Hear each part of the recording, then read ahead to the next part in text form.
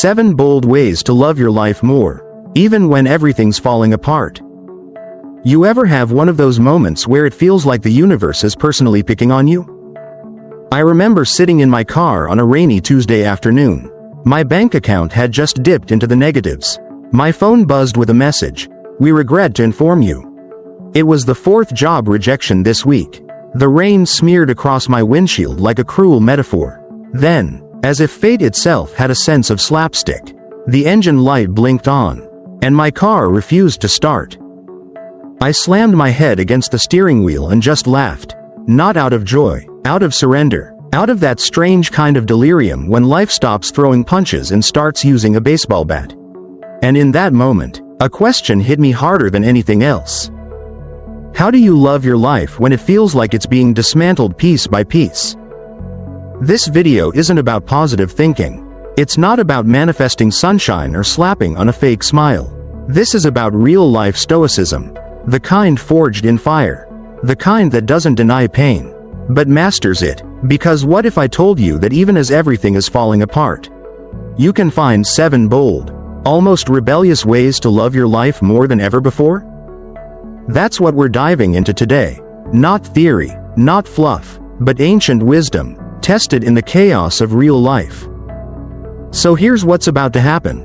I'm going to take you through 7 of the hardest, most beautiful Stoic truths I've ever lived through. We're talking heartbreak, failure, betrayal, anxiety, the full human experience, and how these 7 principles didn't just help me survive them, they made me fall in love with life during them. And I'm not alone. These aren't just my stories. These are principles pulled from the journals of Marcus Aurelius, Epictetus, Seneca, men who endured exile, disease, torture, and war, and still found inner peace. Let's start bold, with the one lesson that sucker punched me into waking up. I was ghosted by someone I deeply loved, not just ignored, erased, no closure, no reason, just silence, and I spiraled. You know how your mind runs simulations. Like maybe they're sick, maybe something happened, maybe it's your fault? Yeah, that loop. But then I found this passage by Epictetus. When someone does you wrong, immediately consider what view of good or evil led him to it. As soon as you understand this, you will feel compassion, not rage. That hit me like lightning. It wasn't about me. It was never about me. People act out of their own fears, their own wounds, their own distorted views of the world. And when I realized that, I felt this incredible release. Almost like love, not for them, but for reality itself. I could stop fighting what was. So here's bold Stoic way number 1. Radically accept what is, not what you wish it was. Stop bargaining with life. Stop rewriting the past. Love your reality like a warrior, by staring it dead in the face and saying, yes, this too. And suddenly, pain stops being punishment. It becomes power. I want you to think right now. What's the one thing in your life you've been resisting with all your energy? The one truth you don't want to accept? What if you stopped fighting it, and started loving it? Let me take you to another moment. I once lost a close friend. Not to death, but to envy. We were building something together. I thought we were a team. Then one day, I found out he'd been sabotaging me behind the scenes, slowly pushing me out. And the rage I felt? It was volcanic. But Seneca said something I'll never forget. It is not the man who has too little, but the man who craves more. That is poor. And I realized, jealousy doesn't come from hatred. It comes from hunger. My friend didn't betray me because he hated me. He betrayed me because he thought I had something he lacked. So instead of hating him back, I asked, what am I still hungry for? Validation? Safety? Control? Which brings us to bold Stoic way number 2. Turn every betrayal into a mirror. Don't just ask, why did this happen to me?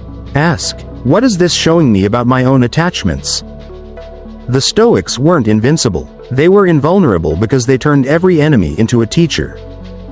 That shift in mindset? It turned my heartbreak into gratitude. I was grateful to see the truth. Grateful to learn boundaries. Grateful to see how much my peace depended on external approval, and how little I actually needed it. And the deeper I leaned into that lesson, the more I noticed something wild happening. My suffering started to feel sacred. I know that sounds strange, but stay with me. There was a night I couldn't sleep. My chest felt like it was caving in. I walked to the kitchen, poured a glass of water, and just sat in the dark. And then I whispered something I didn't expect. Thank you, life. Not because I enjoyed the pain, but because for the first time, I wasn't running from it. I was holding it, like a storm in my hands.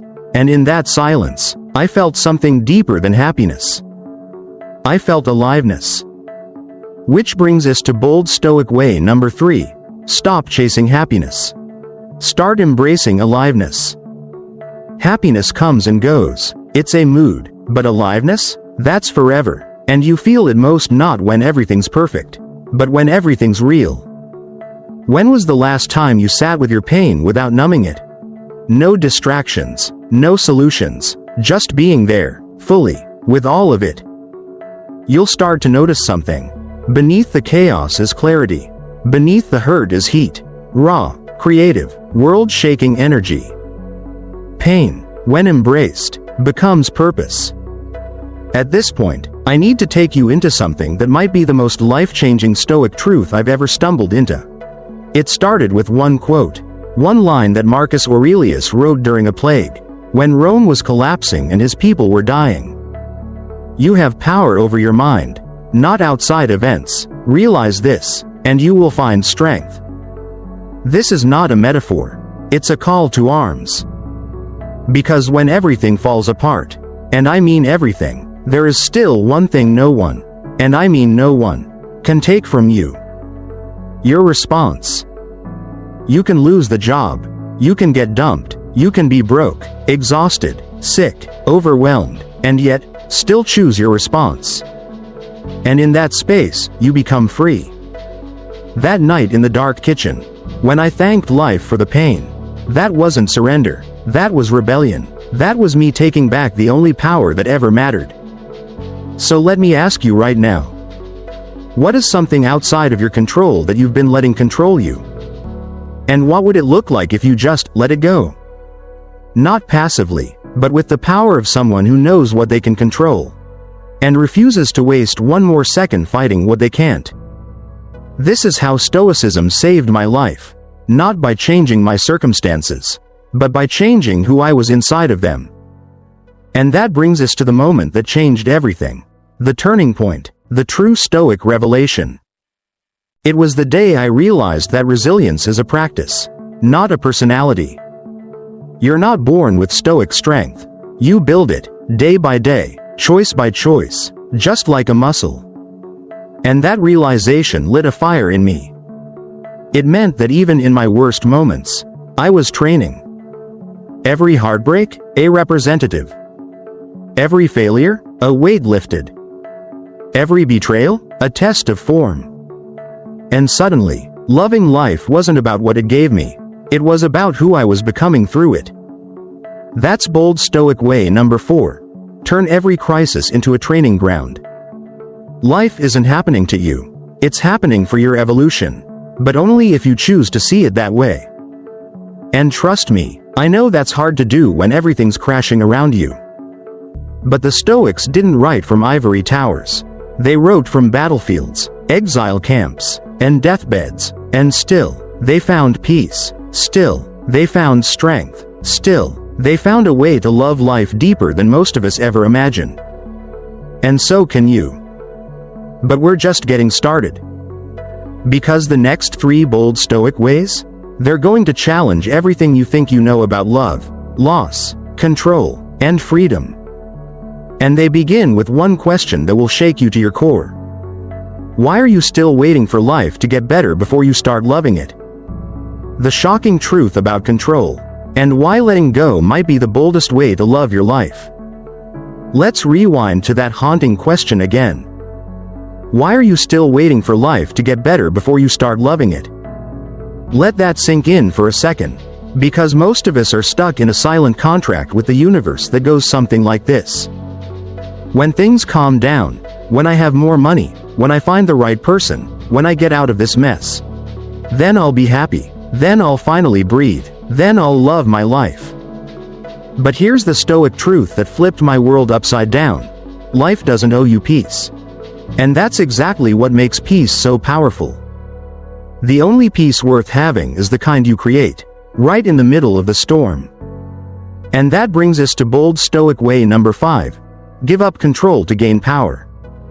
Yeah, you read that right. In Stoicism, surrender isn't weakness, it's wisdom. It's the conscious decision to stop wasting energy on what you can't change so you can go all in on what you can. When Marcus Aurelius was losing wars and watching his empire rot from the inside, he didn't collapse into despair. He wrote in his journal, "You have to assemble your life yourself, action by action, and be content if each one achieves its goal, as far as it can." Think about that. He was one of the most powerful men in history, and yet he focused not on armies, not on senators, not on fate or fear, but on his next action. Not the outcome, not the chaos, just the next right move. And when I finally accepted that, my entire relationship with life changed. Let me tell you a story. I had just been rejected from a dream opportunity, something I had poured 6 months of my life into, and I remember walking out of that meeting feeling like a ghost. I went to a quiet park. I sat under a tree, and I stared at the ground. I kept asking myself, why did this happen? And then I remembered something Epictetus said. Don't demand that things happen as you wish, but wish them to happen as they do happen, and your life will go smoothly. It sounded insane, but I tried it. Right there, under that tree, I whispered. This is exactly how it was meant to happen. At first, it felt fake, like I was lying to myself. But then something strange happened. I stopped blaming the world. I stopped blaming myself, and I started thinking, what can I do now? And from that clarity came an idea, one I would have never seen if I had stayed angry or stuck.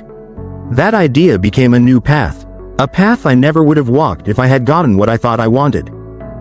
Sometimes life's no is the exact medicine your soul needs to wake up. Now let's flip the lens. What's something right now that didn't go your way? Can you look at it, not with resentment, but with curiosity? What if this wasn't a punishment? What if it was permission to live a deeper, bolder, freer life? This is where we get to the core of Stoicism's secret weapon. Amor fati, the love of fate. Not tolerance, not endurance, but love. That's bold Stoic way number 6. Love your fate, especially when it hurts.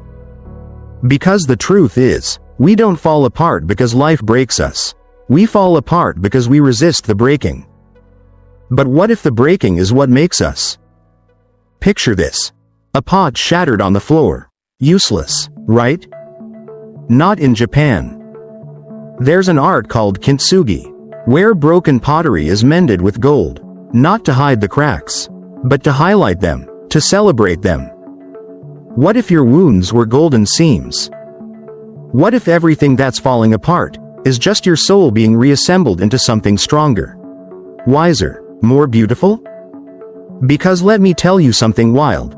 Some of the most alive people I've ever met are the ones who've been through hell and chose to love life anyway. Not because it was easy, but because they stopped demanding a perfect life and started sculpting a meaningful one. And meaning is something you make.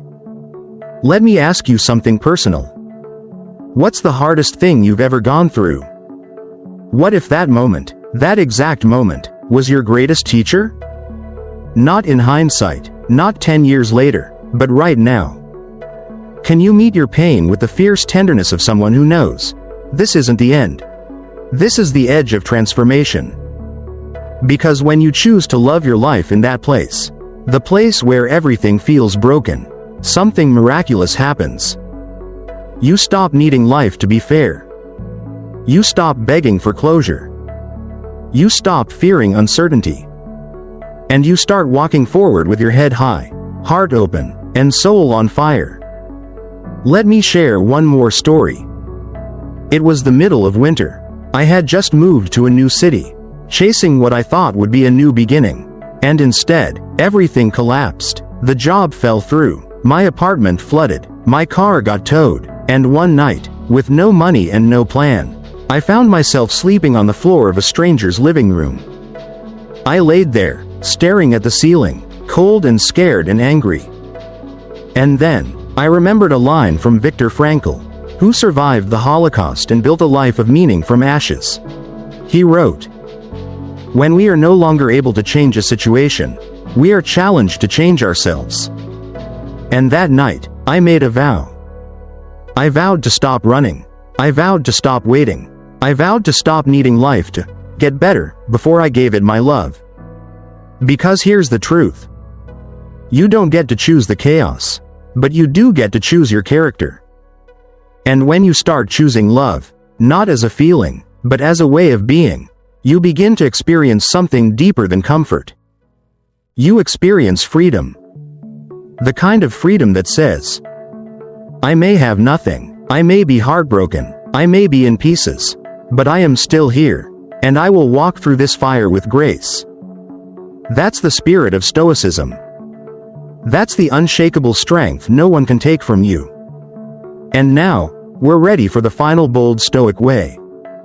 One that sounds simple, but will take every ounce of courage you have.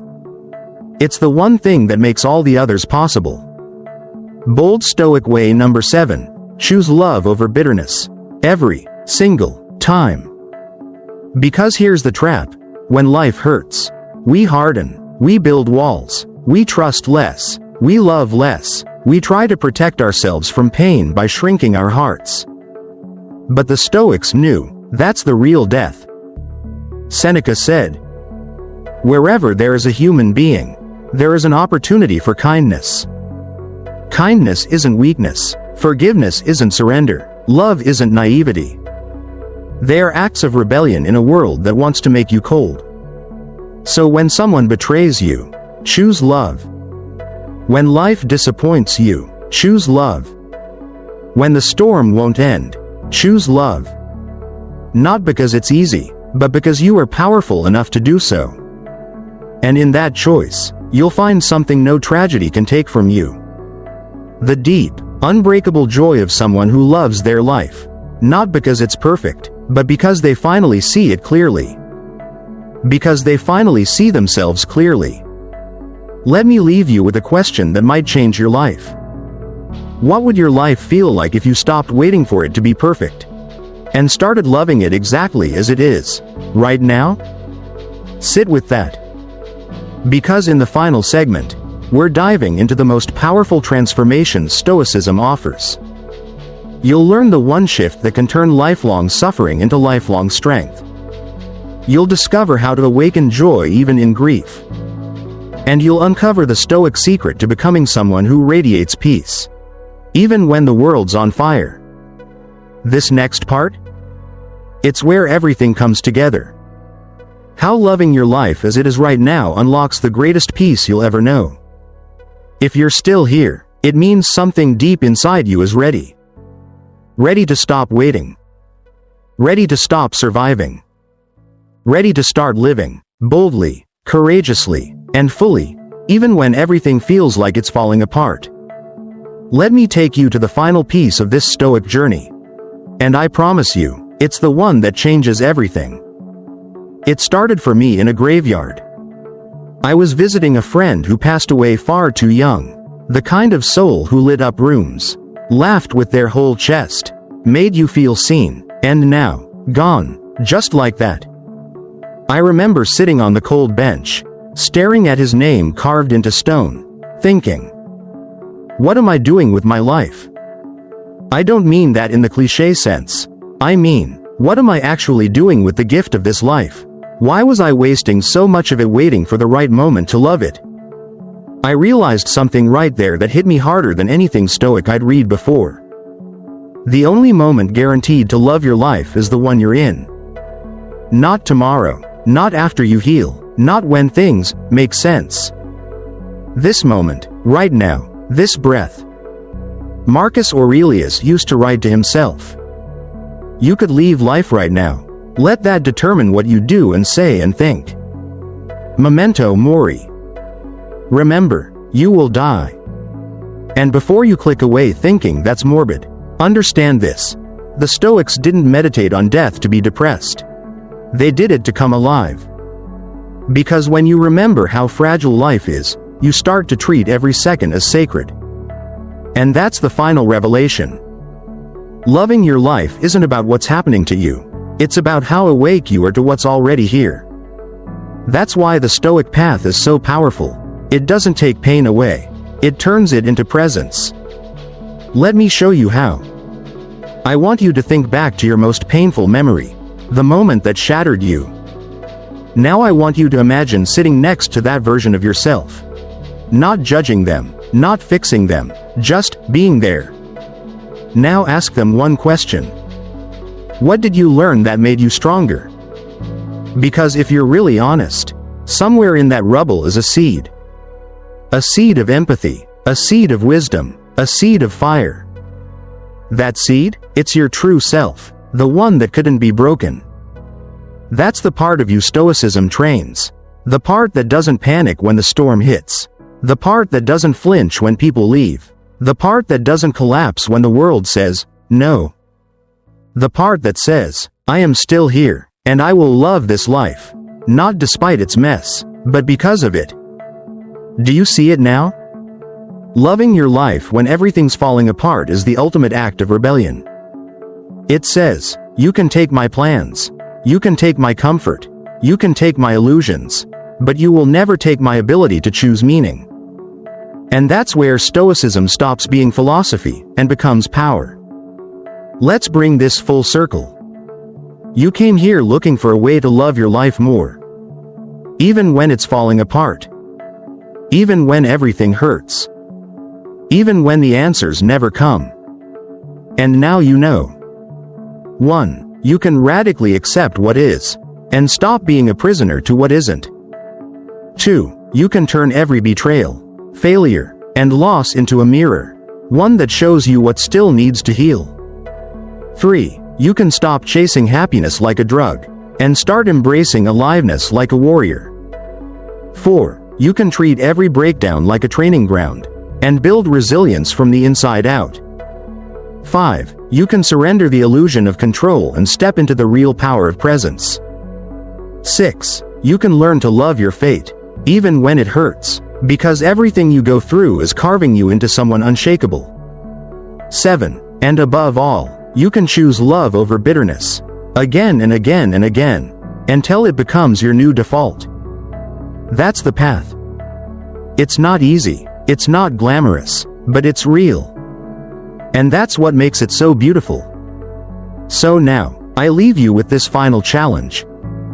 Next time you feel like everything is crumbling, next time you're ghosted, rejected, fired, lied to, misunderstood, next time the world feels like it's laughing in your face, do this.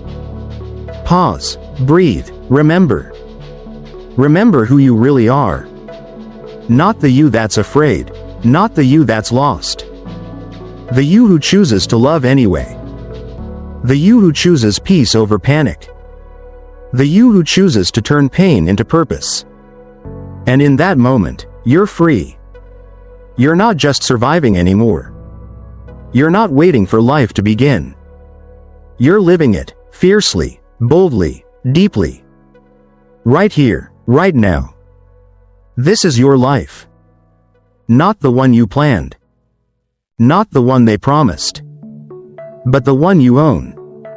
So love it, with everything you've got. Even when it hurts. Especially when it hurts. Because loving your life when everything's falling apart, that's not delusion. That's mastery. That's what the Stoics knew. And now, so do you. He who has a why to live can bear almost any how. Nietzsche. And now that you've found your why, go live it. Like your soul depends on it. Because it does.